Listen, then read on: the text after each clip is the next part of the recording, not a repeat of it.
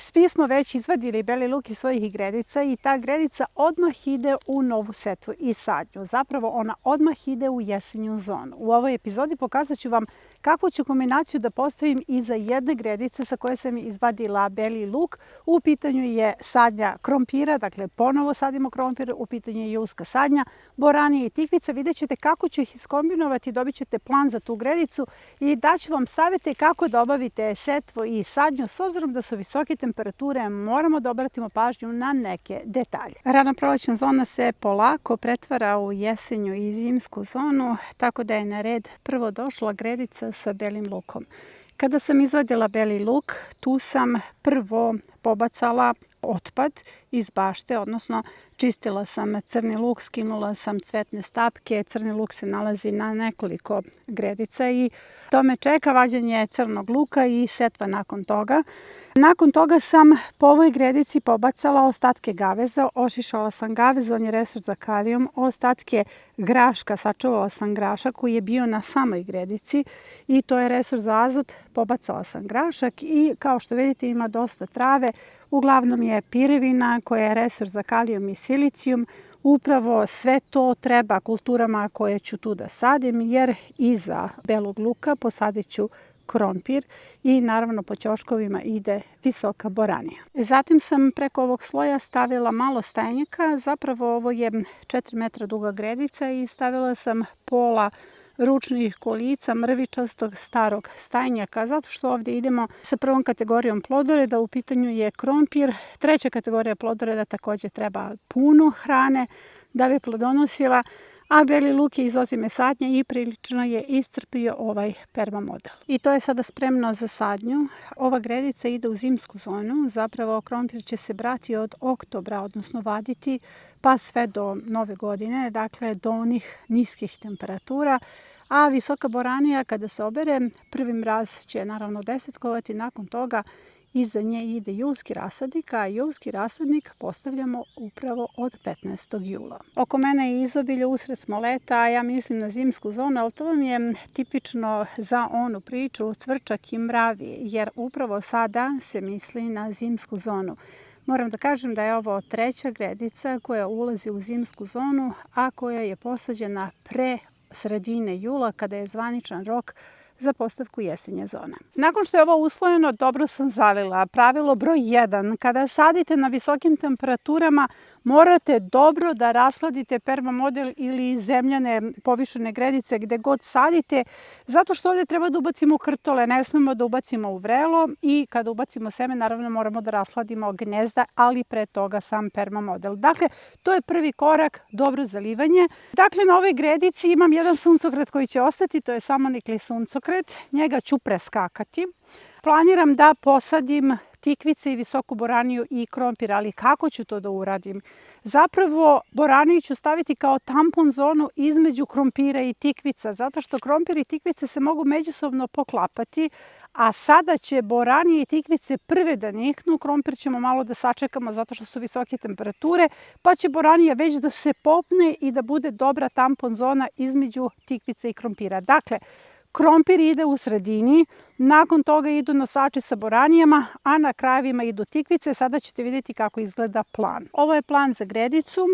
Ovo su oznake za visoku boraniju. Ove crvene tačke su gnezda koja planiram da stavim uz nosače. Planiram 4 nosača s jedne, 4 sa druge strane. Potrebno je da se nosači pomere ka unutra 70 cm da bi ostao prostor za tikvice, jer visoka boranija je tampon zona između krompira i tikvica.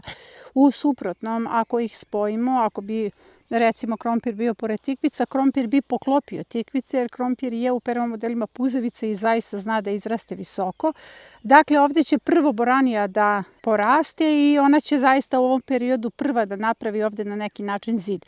Boranija je zimska hrana. Boranija koju sejemo sada u jesenjoj zoni je hrana za zimnicu, odnosno hrana za zamrzivač ili je kiselite, šta god radite od nje. I tikvice su također zimska hrana, jer u najvećoj količini sejem tikvice sada u jesen. za kiseljenje, za pakovanje u zamrzivač, sušenje, šta god radimo s njima. A ovaj krompir, to je takođe zimska hrana, zato što ćemo ovaj krompir da beremo za Novu godinu. Dakle, prvo dižem nosače, pomerit ću 70 cm gde udaram prve nosače. Ovdje imam gavez, dakle, ja na ovom mestu, odnosno na ovom ćošku, ne mogu imati 2 tikvice, 2 gnezda, već ću imati 1 gnezdo tikvica. Očekujte da će tu biti veliki žbun, to i jeste poenta da imamo bujnu gredicu i u jesen. Dakle, prvi nosač ću ovdje da postavim.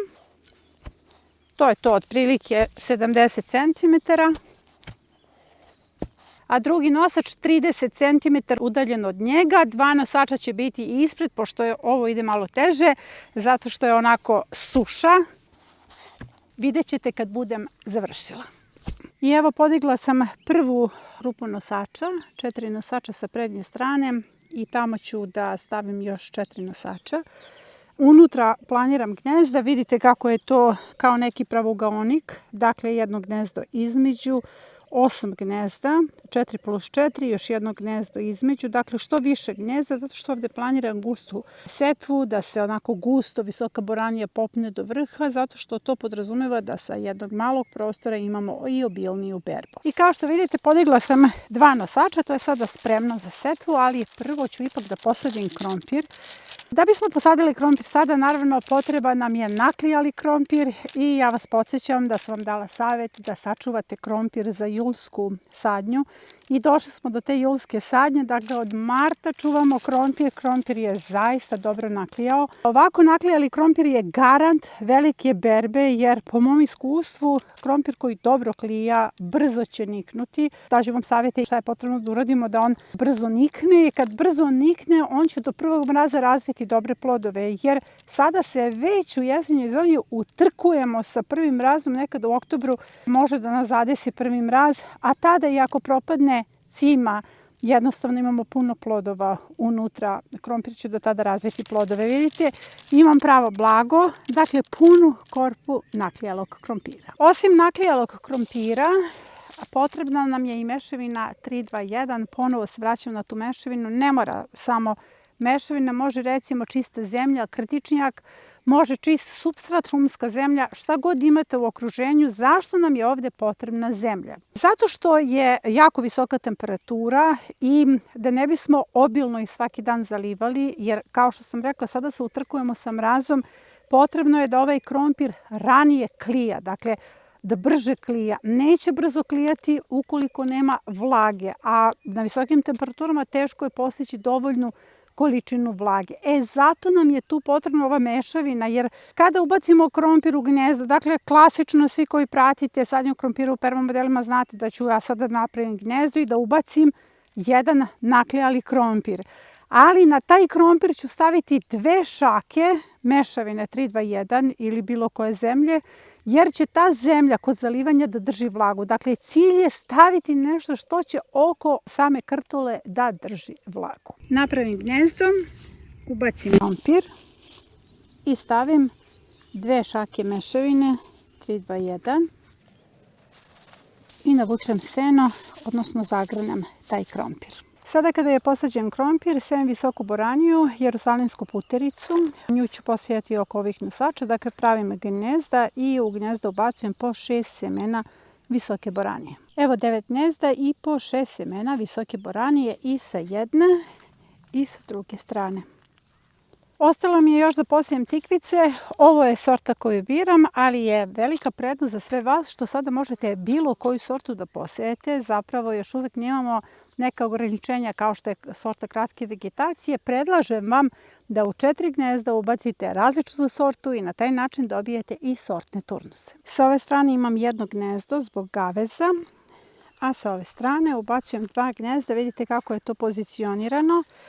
Po sredini ove površine koja je odvojena za tikvice i naravno grm će padati malo sa jedne, malo sa druge strane i bit će dobar prizor i puno plodova. I setva na ovoj gredici je završena. Održavanje je ovdje ključno. Mora se redovno zalivati. Šta to konkretno znači? Dok ne nikne krompir, zalivati svaki drugi, treći dan. Zato smo stavili mešavinu 3-2-1 da održava vlagu oko same krtole, jer kada nikne krompir, onda zalivanje može jednom nedeljno, obilnije.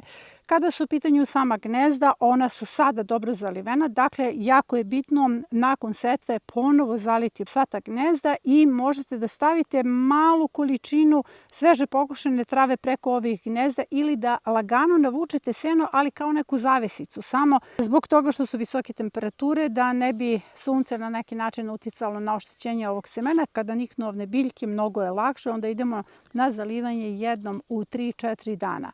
Zapravo, jesenja zona se postavlja sada od sredine jula. Jesenja zona nam puni zamrzivače, puni skladišta. Upravo je to hrana koju spremamo za zimnicu. I to je sve za današnju epizodu. Nadam se da vam je bilo od koristi. Savjetujem da se posvetite jesenjoj zoni zato što je jesen blagodarna i zaista bez neke velike muke uzgajamo ogromnu količinu hrane. Moje je na kraju da vas podsjetim da je dostupan naš paket Prirodna zaštita bašte koji se sastoji od zbirke recepata. U pitanju je 200 recepata za prirodne preparate, za zaštitu i dohranu i 3 vodiča. Prvi vodič vas upućuje na štetne organizme i probleme u bašti, odnosno na osnovu prvih simptoma možete da uočite o kom se problemu radi, na taj način pravovremeno da reagujete. A drugi vodič vas upoznaje sa prirodnim saveznicima, dakle sa predatorima koji su vaši pomagači, jer nekada ih uništavamo ne znajući da su nam od velike pomoći, pravimo veliku štetu u bašti. I treći vodič vodi vas kroz postavku biljaka zaštitnica, jer biljke zaštitnice zapravo podižu zaštitni sistem u bašti. Za više informacije imate link koji će biti postavljen u komentaru ispod ove epizode. Ja vas do naredne epizode pozdravljam.